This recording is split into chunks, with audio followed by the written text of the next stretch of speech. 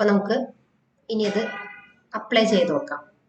നമ്മൾ ഈ ഒരു ഡിസ്റ്റൻസ് ഫോർമുല യൂസ് ചെയ്യാണ്. മാക്സ് ന്യൂ, അതായത് ന്യൂ ഡാറ്റ പോയിന്റ്, ആ മാർക്കും ഓരോ മാക്സിന്, ട്രെയിനിങ് ഡാറ്റയിലെ ഓരോ സ്റ്റുഡൻറ്റിൻ്റെ മാക്സ് മാർക്കിലേക്കും, അതായത് ഓരോ ഡാറ്റ പോയിന്റിലേക്കും നമ്മൾക്ക് ഡിസ്റ്റൻസ് കാൽക്കുലേറ്റ് ചെയ്യണം.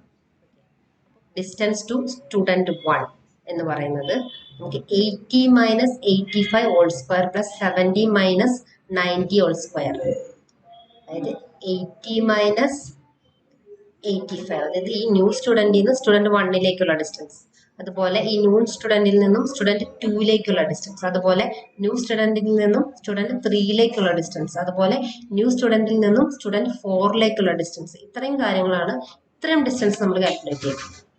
Distance to student 1 80 minus 85, 80 minus 85, അതുപോലെ 70 മൈനസ് 90 ഹോൾ സ്ക്വയർ. ഇതാണ് സ്റ്റുഡൻറ്റ് 1ലേക്കുള്ള ഡിസ്റ്റൻസ് നമുക്ക് കിട്ടി. അതുപോലെ സ്റ്റുഡൻറ്റ് 2ലേക്കുള്ള ഡിസ്റ്റൻസ് 80 മൈനസ് 70, അതുപോലെ 70 മൈനസ് 80 ഹോൾ സ്ക്വയർ അപ്ലൈ ചെയ്തു.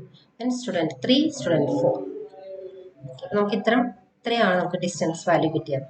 ഇതിൽ ഏറ്റവും കുറവുള്ള ഡിസ്റ്റൻസ്, അതായത് ഈ ഒരു സ്റ്റുഡൻറ്റ് 2ഉം അതുപോലെ സ്റ്റുഡൻറ്റ് 3, സ്റ്റുഡൻറ്റ് 1, ഇത്രയായിരിക്കും നമ്മൾ എടുക്കുക. കാരണം നമ്മൾ കെ ഇവിടെ 3 ആണ് ചൂസ് ചെയ്തത്. ഇത് നമ്മൾ അവോയ്ഡ് ചെയ്യും. കാരണം ഇത് നമ്മൾ സോർട്ട് ചെയ്ത് കഴിഞ്ഞാൽ ഇത് ആദ്യം വരും, ദെൻ ഇത് വരും, ഇത് വരും. അപ്പം ഈ ഒരു 3 എണ്ണമാണ് ഏറ്റവും ഷോർട്ടസ്റ്റ് നമ്മൾ ചൂസ് ചെയ്യാൻ പോകുന്നത്. കാരണം കെ നമ്മളിവിടെ കൊടുത്തിരിക്കുന്നത് 3 എന്നാണ്.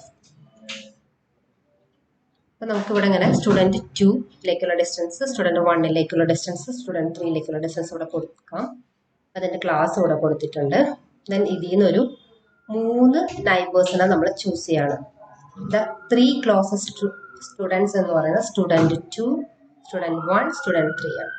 അപ്പം അത് group B, group A, group B.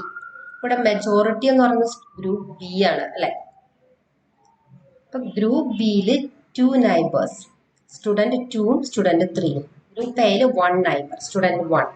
അപ്പം ഗ്രൂപ്പ് ബി ആണ് മെജോറിറ്റി. അപ്പം ന്യൂ സ്റ്റുഡൻറ്റിനെ നമ്മൾ ഗ്രൂപ്പ് ബിയിലേക്ക് അസൈൻ ചെയ്യും. അപ്പം നമ്മുടെ ഫൈനൽ ആൻസർ എന്ന് പറയുന്നത് ഈ ഒരു ന്യൂ സ്റ്റുഡൻ്റായ കുട്ടിക്ക് മാത്സ് 80ഉം സയൻസ് 70 എന്ന ഒരു ഡാറ്റ പോയിന്റ് നമ്മൾ അസൈൻ ചെയ്യുന്ന ഗ്രൂപ്പ് എന്ന് പറയുന്നത് എന്താണ്, ബി ആണ്.